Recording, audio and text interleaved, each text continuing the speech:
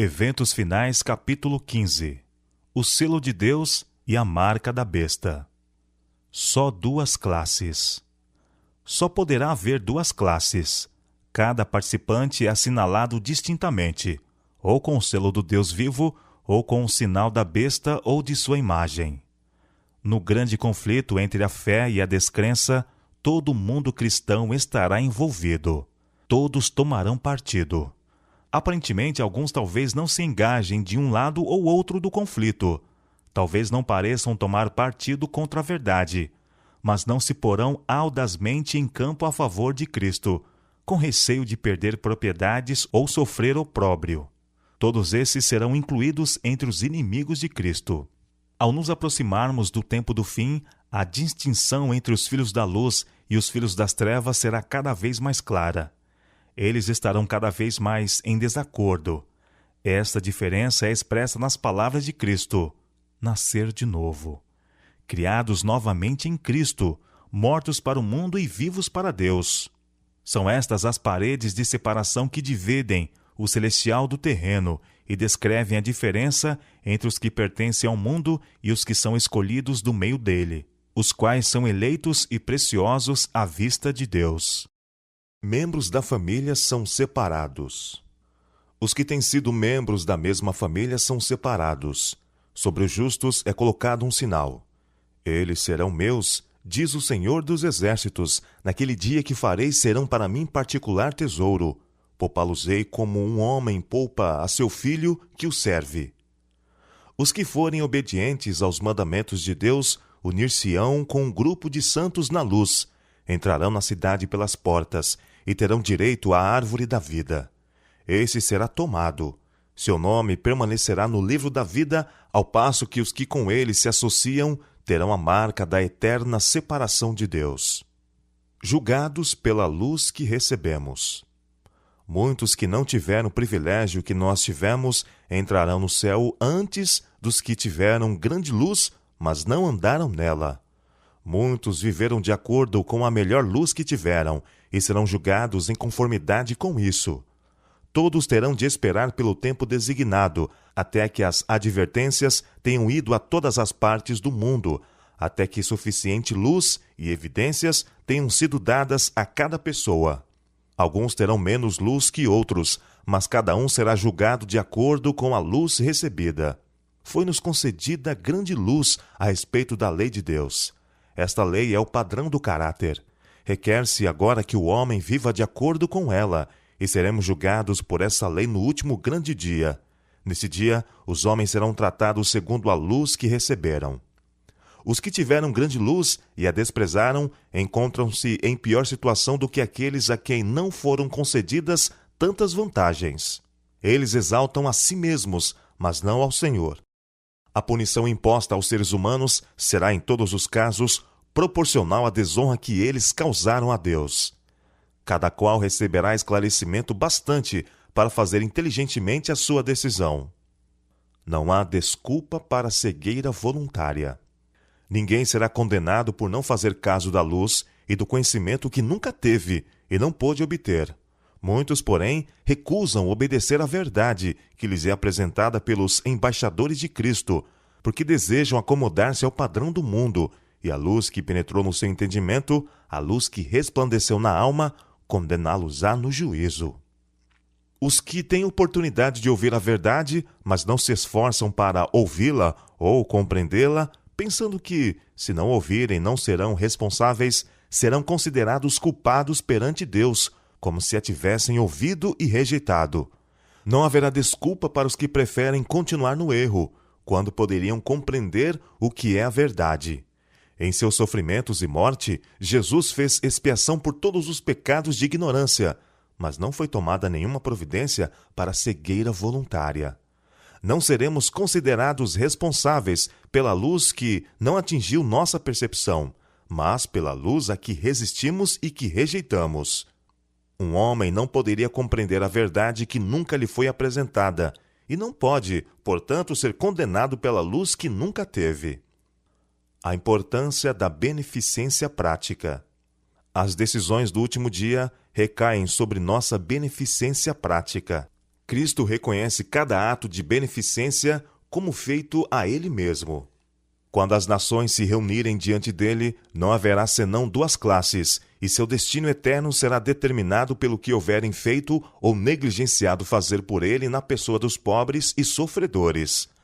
Há, entre os gentios, almas que servem a Deus ignorantemente, a quem a luz nunca foi elevada por instrumentos humanos. Todavia, não perecerão. Conquanto ignorantes da lei escrita de Deus, ouviram sua voz a falar-lhes por meio da natureza e fizeram aquilo que a lei requeria. Suas obras testificam que o Espírito Santo lhes tocou o coração e são reconhecidos como filhos de Deus. Quão surpreendidos e jubilosos ficarão os humildes dentre as nações e dentre os pagãos de ouvir dos lábios do Salvador: quando fizestes a um destes meus pequeninos irmãos, a mim o fizestes. Quão alegre ficará o coração do infinito amor quando seus seguidores erguerem para ele o olhar, em surpresa e gozo, ante suas palavras de aprovação. O motivo dá cunho às ações. No dia do juízo, alguns apresentarão esta ou aquela boa ação como pretexto para receberem consideração. Eles dirão: eu montei um negócio para vários jovens, dei dinheiro para fundar hospitais, aliviei as necessidades das viúvas e acolhi os pobres em minha casa. Sim, mas os seus motivos estavam tão contaminados pelo egoísmo que a ação não era agradável à vista do Senhor. Em tudo o que fizeram, o próprio eu foi realçado consideravelmente. É o motivo que imprime cunho às nossas ações, assinalando-as com ignominia ou elevado valor moral. O que é o selo de Deus?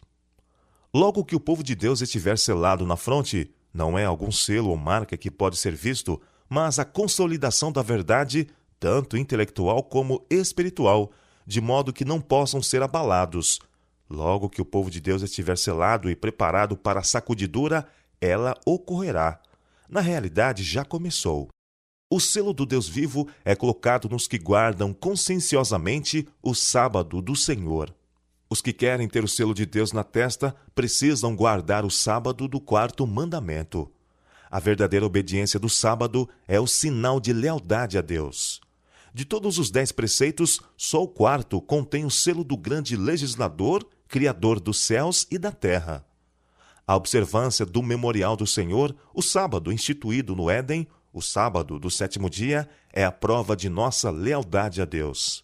Tão verdadeiramente como foi colocado um sinal sobre as portas das habitações dos hebreus, para proteger o povo contra a ruína geral, será colocado um sinal em cada um dos que pertencem ao povo de Deus. O Senhor declara: também lhes dei os meus sábados para servirem de sinal entre mim e eles, para que soubessem que eu sou o Senhor que os santifica. Semelhança com Cristo no caráter. O selo do Deus vivo só será colocado nos que se assemelham a Cristo no caráter. Os que hão de receber o selo do Deus vivo e ser protegidos no tempo de angústia devem refletir completamente a imagem de Jesus. O selo de Deus jamais será colocado à testa de um homem ou mulher impuros. Jamais será colocado à testa de um homem ou mulher cobiçosos ou amantes do mundo. Jamais será colocado à testa de homens ou mulheres de língua falsa ou coração enganoso. Todos os que recebem o selo devem ser imaculados diante de Deus, candidatos para o céu. O amor exprime-se na obediência, e o amor perfeito lança fora o temor. Os que amam a Deus têm o seu selo na testa e praticam as obras de Deus. Os que vencem o mundo, a carne, o diabo, serão os agraciados que receberão o selo do Deus vivo. Com todas as faculdades que nos foram dadas por Deus, estamos procurando alcançar a medida da estatura de homens e mulheres em Cristo? Estamos buscando sua plenitude, chegando cada vez mais alto, procurando atingir a perfeição de seu caráter? Quando os servos de Deus chegarem a esse ponto, eles serão selados em suas frontes. O anjo relator declarará: feito está. Eles estarão completos naquele a quem pertencem pela criação e pela redenção. No tempo do selamento, agora. Vi que a presente prova do sábado não poderia vir, até que a medição de Jesus no lugar santo terminasse e ele passasse para dentro do segundo véu. Portanto, os cristãos que dormiram antes que a porta fosse aberta no Santíssimo, quando terminou o clamor da meia-noite no 7º mês, em 1844, e que não haviam guardado o verdadeiro sábado, agora repousam em esperança, pois não tiveram a luz e o teste sobre o sábado que nós agora temos, uma vez que a porta foi aberta. Eu vi que Satanás estava tentando alguns do povo de Deus neste ponto, sendo que grande número de bons cristãos adormeceram nos triunfos da fé e não guardaram o verdadeiro sábado. Eles estavam em dúvida quanto a ser isto um teste para nós agora. Satanás está agora usando cada artifício neste tempo de selamento, a fim de desviar a mente do povo de Deus da verdade presente e levá-los a vacilar. Vi que ela, a senhora Hastings, estava selada, e a voz de Deus ressurgiria e se ergueria sobre a terra, e estaria com os 144.000. Vi que não precisamos chorar sobre ela. Ela repousaria durante o tempo da angústia. Em nossa terra vivem homens que passaram dos 90 anos de idade. Os resultados naturais da velhice se fazem notar em sua debilidade, mas eles creem em Deus, e o Senhor os ama. O selo de Deus está neles, e se encontrarão com aqueles a cujo respeito o Senhor disse: Bem-aventurados mortos que morrem no Senhor. Oxalá o selo de Deus seja colocado em nós. Dentro em pouco será colocado o selo de Deus em cada um de seus filhos. Oxalá ele seja colocado em nossas frontes. Quem pode suportar o pensamento de ser passado por alto quando o anjo se puser a selar os servos de Deus em suas frontes? Se os crentes, na verdade, não forem sustidos por sua fé nestes dias relativamente pacíficos, que os deterá quando vier a grande prova e sair o decreto contra todos os que não adorem a imagem da besta, nem receberam na testa ou nas mãos o sinal? Não está longe esse tempo solene. Em vez de se tornar fraco e irresoluto, o povo de Deus deve estar reunindo forças e ânimo para o tempo de angústia.